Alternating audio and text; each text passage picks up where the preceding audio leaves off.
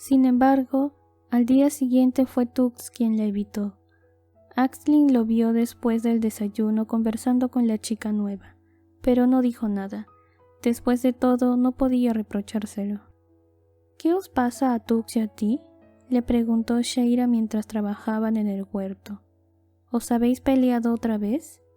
Es algo más complicado, murmuró Aisling con un bostezo. Prefiero no hablar de ello. Bien, respondió su amiga un tanto decepcionada. Aisling detectó que se sentía algo ofendida y trató de explicarse. No me disgusta Tux, es solo que no quiero que mi futuro tenga que pasar necesariamente por casarme y tener hijos. Me gustaría hacer cosas diferentes. ¿Cosas diferentes?, repitió Sheila muy perdida. ¿A qué te refieres? No te imagino saliendo de expedición con los hombres, Aisling. Ni siquiera puedes correr. Ya lo sé, suspiró ella, y tampoco se me da bien enfrentarme a los monstruos precisamente, añadió evocando sus terroríficas experiencias con el nudoso y el dedos largos. Pero sí me gustaría poder salir del enclave alguna vez, visitar otras aldeas, conocer a otras personas y hablar con ellas. Querría poder preguntarles. Vaciló un instante antes de continuar. Querría poder preguntarles acerca de sus monstruos. No se me ocurre un tema más desagradable para entablar conversación, la verdad, comentó Sheila con disgusto. Sigo sin entender por qué te interesa tanto. Quiero descubrir si son diferentes de los nuestros, trató de explicarle ella, y si no lo son, averiguar si ellos han encontrado alguna manera de defenderse, y después lo escribiría todo en mi libro, para no olvidarlo, y para que otros pudiesen leerlo más adelante. Cayó de pronto sorprendida. Nunca antes había expresado sus deseos con tanta claridad, ni siquiera ante sí misma. Soy la única en la aldea que lee y escribe, finalizó, casi en un susurro, y me gustaría poder enorgullecerme de ello, porque sé que es importante, pero nadie más lo entiende como yo. Aunque te casaras y tuvieses hijos, logró decir Sheila, todavía perpleja, podrías seguir usando ese libro tuyo. Nadie te lo va a impedir, Aisling. No, pero no es eso lo único que quiero. Sacudió la cabeza. ¿Cómo voy a aprender sobre monstruos si me quedo aquí encerrada? ¿Cómo voy a descubrir la forma más eficaz de enfrentarse a ellos? ¿Cómo? Se interrumpió al notar la forma en que Sheila la miraba. El mundo que hay al otro lado de la empalizada es horrible y violento, musitó su amiga. Nuestros hombres salen al exterior porque no tienen más remedio. Nosotras, las mujeres, somos más afortunadas, ya que podemos permanecer a salvo en la aldea. ¿Y tú quieres salir a propósito? No te entiendo, Aisling. Ella se detuvo un momento, con el corazón latiéndole con fuerza. Comprendió que Sheila tenía razón. Si de verdad iba a escribir sobre monstruos, no le bastaría con realizar 1 o 2 expediciones a las aldeas más cercanas. Tendría que viajar, pero probablemente no llegaría muy lejos. Los monstruos la matarían en el camino. El estómago se le encogió de terror. No importa, murmuró. Era una idea estúpida. Tux continuaba evitándola, y Aisling empezaba a preguntarse si no habría cometido un error. Cuanto más lo pensaba, más convencida estaba de que quería seguir aprendiendo sobre los monstruos. Pero, ¿cómo podría hacerlo si ni siquiera tenía la posibilidad de alejarse de la aldea? Y si de todas formas no iba a ir a ninguna parte, ¿tenía sentido que rechazase a Tux? ¿Qué otras opciones había para ella en realidad?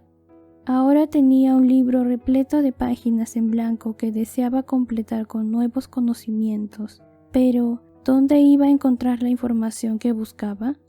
Se le ocurrió empezar preguntando a los nuevos habitantes del enclave, pero no le resultó sencillo. Apenas necesitó tantearlos un poco para comprender que no deseaban hablar del hogar que habían dejado atrás y que los monstruos habían vuelto inhabitable. Por fin, uno de los niños le habló de los pies mojados, unas criaturas que habitaban en el fondo de los ríos, pozas y estanques, y que penetraban en los enclaves las noches de lluvia. Se llevaban a los durmientes para ahogarlos y devorarlos en su cubil, y las únicas señales que dejaban a su paso eran unas huellas húmedas sobre el suelo, que tardaban varios días en secarse. Te pueden arrastrar al fondo del río o del pozo si te acercas demasiado, añadió el niño. ¿Y no hay ninguna manera de evitar que entren en el enclave?, quiso saber Aisling. No, pero si dejas encendido el fuego por la noche es menos probable que se decidan a entrar en tu casa. No les gustan los sitios cálidos y secos, prefieren los rincones húmedos y oscuros. La muchacha le dio las gracias y corrió a su casa para anotar en su libro toda aquella información. Por el camino, sin embargo, Yulixa la detuvo para decirle que Maddox, el líder de la aldea, quería hablar con ella con cierta urgencia. Muy intrigada, Aisling fue en su busca. Lo encontró sentado junto a su cabaña, tallando piedras para fabricar puntas de flecha. Aunque en la aldea contaban con algunas lanzas con punta de metal, se trataba de un material sumamente escaso, por lo que casi siempre utilizaban armas y utensilios rematados con huesos o lascas afiladas. La muchacha se sentó a su lado y esperó en silencio a que Maddox terminara la pieza que estaba fabricando. Me ha dicho Sheira que no quieres casarte con Tux, ni con ningún otro, dijo él un rato después. Aisling alzó la cabeza para mirarlo. El líder del enclave parecía molesto, casi ofendido. Ella suspiró. Es que quiero hacer otras cosas, Maddox, se justificó. Quizás tenga hijos en un futuro, pero ahora se encogió de hombros. También me ha dicho que quieres marcharte, prosiguió él, cada vez más desconcertado. Quiero aprender cosas sobre los monstruos que hay en otras aldeas, explicó Aisling, pero sé que es algo que está fuera de mi alcance. Después de todo, si abandonara la aldea no duraría fuera ni una sola noche, ¿verdad?, concluyó con amargura. Maddox la contempló un momento, pensativo. Después dijo, «Puedes irte con el buhonero». Aisling parpadeó con perplejidad. «¿Cómo?» Los buhoneros viajan por las aldeas, llevan escolta y nunca se desvían de los caminos. Y Bexary en concreto tiene un carro, así que ni siquiera tendrías que caminar. Es más peligroso que quedarse en el enclave, claro, pero... Espera, ¿me estás diciendo que me puedo marchar de la aldea con Bexary? En ningún momento se había planteado aquella posibilidad, pero tenía sentido. Maddox resopló. Puedes, si es lo que quieres, y él está de acuerdo. Ya no eres una niña, Aisling. No vamos a retenerte aquí en contra de tu voluntad. Ella lo miró, incapaz de responder. Se sentía como si hubiese estado encerrada en una habitación oscura y Maddox hubiese abierto una ventana de repente. Cegada por el resplandor del sol, sorprendida, desorientada y sin poder reaccionar. Si vas a irte, sin embargo, tienes que decidirlo ya, prosiguió él. Bexary no se quedará mucho tiempo entre nosotros, un día o dos a lo sumo. Aisling lo consideró. Los buhoneros también corrían riesgos, pero eran viajeros experimentados. Si partía con uno de ellos, tendría alguna oportunidad de llegar a alguna parte. Tomó aire, profundamente emocionada ante aquella perspectiva. Esto es, piénsalo bien, Aisling, es una decisión importante. Ella inclinó la cabeza. Lo sé, murmuró. Se sentía abrumada. Había crecido pensando que no tenía elección, que su vida ya estaba definida de antemano por las circunstancias, y ahora, de repente, descubría que tenía la posibilidad de escoger entre dos opciones. La primera era la más segura, quedarse en la aldea, casarse con Tux, tener hijos y contribuir a la supervivencia de la comunidad. La segunda era peligrosa e incierta, partir con el buhonero, viajar por otros enclaves, aprender cosas sobre los monstruos y probablemente morir mucho antes, devorada por alguno de ellos. Se estremeció. Eran solo dos opciones, y una de ellas conllevaba un final horrible y prematuro. Pero eran dos opciones. Sintió vértigo. Comprendió de pronto que todo habría sido mucho más cómodo y sencillo si no tuviese que elegir, porque si solo existiese una posibilidad, no tendría que preocuparse por el hecho de escoger la opción equivocada. Yo, por mi parte, preferiría que te quedaras con nosotros, dijo entonces Maddox, aclarándose la garganta. Estarás mucho más segura detrás de una empalizada, Aisling. Cualquiera lo estaría. La muchacha no contestó. Sabía que tenía razón. Además, prosiguió él, aunque no te entusiasme la idea de ser madre, eres una mujer fértil y tendrás hijos tarde o temprano. No sé dónde estarás entonces.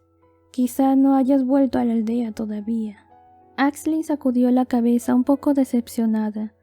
Sabía que Maddox la apreciaba en el fondo y le habría perdonado aquella visión tan materialista si la hubiese valorado por lo que solo ella podía hacer: leer, escribir, registrar el conocimiento en el libro del enclave. Pero estaba claro cuál sería su función en la comunidad si se quedaba, y tomó una decisión. Escogió la que probablemente era la opción más difícil y peligrosa, pero también, por alguna razón, la que más la atraía. Dime una cosa, murmuró entonces. Si no hubieseis encontrado a toda esa gente en el camino, si en el enclave siguiésemos viviendo los mismos de siempre, ¿me dejarías marchar? Maddox fue brutalmente sincero con su respuesta. No nos lo habríamos podido permitir, Aisling. Ella asintió. Pueden perder un escriba, aunque no haya nadie que la sustituya, pero no una mujer fértil, salvo que vengan otros a ocupar su lugar, comprendió. No se lo reprochó. Sin embargo, así era la vida en el enclave. Se le ocurrió entonces que quizás ella misma fuera parte del intercambio. A veces, las mujeres se iban con los buhoneros para establecerse en otra aldea, pero siempre a condición de que los mismos buhoneros trajesen consigo a una mujer de esa otra aldea en su próxima visita. Bexary les había proporcionado varias mujeres fértiles de un enclave que ya no existía, así que, si Aisling quería marcharse, era muy libre de hacerlo, y ni siquiera estaría obligada a instalarse en ninguna aldea en particular. Me iré, si Bexary está de acuerdo, declaró. En cuanto hubo pronunciado estas palabras, sintió que se mareaba, como si se hubiese asomado de pronto a un precipicio muy profundo. El corazón le latía salvajemente en el pecho con una mezcla de terror y excitación. Maddox la miró fijamente un instante, tratando de calibrar la convicción que latía en ella. «Es tu decisión», dijo por fin, «pero no esperes que Tux siga aquí para ti cuando vuelvas, si es que vuelves». Aisling tragó saliva. «Lo sé, y lo entiendo. No se lo puedo reprochar tampoco a él», pensó. Le costó mucho decir adiós, pero no tanto por la despedida en sí como por todas las explicaciones que tuvo que dar. Sheila no lo entendía. «¿Pero por qué quieres irte, Aisling? ¿Por qué?», le preguntó angustiada. «¿Cómo puedes pensar que ahí fuera estarás más segura que aquí, o serás más feliz?» «No se trata de eso, Sheila. Soy feliz aquí, pero necesito hacer otras cosas. No es tan raro que una mujer se vaya a otro enclave después de todo. Sí, cuando son viudas y ya han tenido un hijo o dos, y no todas se marchan por gusto. Lo hacen por sentido del deber, porque tenemos que mezclarnos con gente de otras aldeas si queremos sobrevivir como comunidad. Pero tú ni siquiera quieres tener hijos». «No ahora, pero tal vez si los tenga en el futuro. Ahora quiero ver mundo, Sheila». Ella seguía negando con la cabeza. «El mundo es horrible y peligroso», le recordó. «Nadie tiene ganas de verlo más de cerca salvo tú. Quiero verlo para poder entenderlo, para aprender a defendernos mejor. ¿Por qué te parece tan mal? ¿Por qué te parece a ti que puedes cambiar algo? Nunca has aprendido a luchar contra los monstruos, si ni siquiera puedes correr para escapar de ellos». Aisling se embaró, herida. Puedo hacer otras cosas y lamento mucho que ni tú ni nadie más en esta aldea sea capaz de verlo. Después de aquella discusión, pasaron varias horas sin hablarse, pero finalmente se buscaron la una a la otra para hacer las paces y se abrazaron, con los ojos llenos de lágrimas. No te comprendo, confesó Sheila, pero te deseo todo lo mejor y espero volver a verte algún día. Gracias, respondió Aisling.